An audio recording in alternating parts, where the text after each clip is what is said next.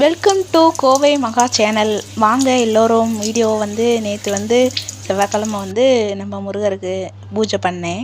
First தண்ணீர் அபிஷேகம் பண்ணியாச்சு. அப்புறம் சந்தன குங்குமம்லாம் வச்சாச்சு. சரிங்களா. எனக்கு முருகர் ரொம்ப பிடிக்கும். நேற்று சரி செவ்வாய்க்கிழமை அப்படி சொல்லிட்டு நம்ம வெத்தலை தீபம் ஏற்றி ஒரு வீடியோ கொடுப்போம் அப்படி சொல்லிட்டு நேற்று முருகருக்கு சாயங்காலம் ஒரு 6 மணி 7 மணிக்குள்ளே இந்த பூஜை பண்ணேன். சரிங்களா. நான் எப்பயும் வீட்டில் இருக்கிறத வச்சு சிம்பிளாக பண்ணுவேன். ஆனாலும் முருகருக்கு ரொம்ப பிடிக்கும். முருகர் எனக்கு எப்பயும் அருள் கொடுப்பார், பழனி ஆண்டவர். சரிங்களா.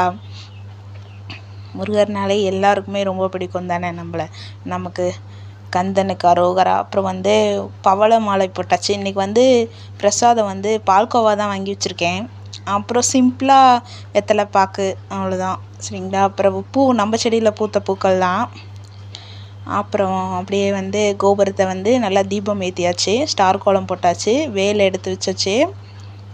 அப்புறம் பாருங்கள், கோபுரம் அவ்வளோ அழகுப்பா. யார் யாருக்கு இந்த கோபுரம் பிடிச்சா கமெண்ட்டில் ஓம் முருகான்னு சொல்லுங்கள். சரிங்களா.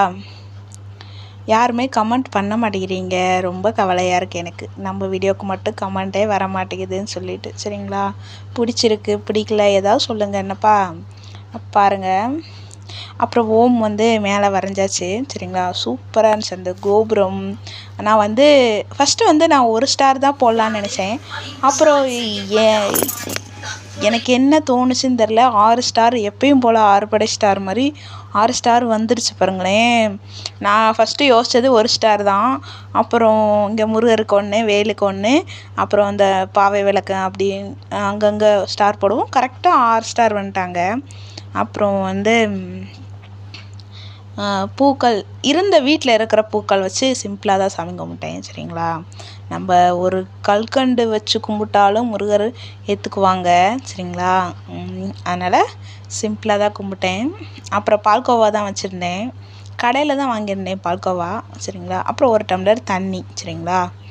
அந்த தண்ணியில் பச்சை கற்பூரம் போட்டு கொஞ்சம் ஏலக்காய் போட்டிருந்தேன். அப்புறம் வெத்தலையை வச்சாச்சு. அப்புறம் தீபம் வச்சாச்சு. தீபம் வச்சாச்சு. 2 பக்கமும் தீபம் வச்சாச்சு. அப்புறம் தீபம் முருகரை வச்சுட்டு தீபம் ஏற்ற ஸ்டார்ட் பண்ணியாச்சு.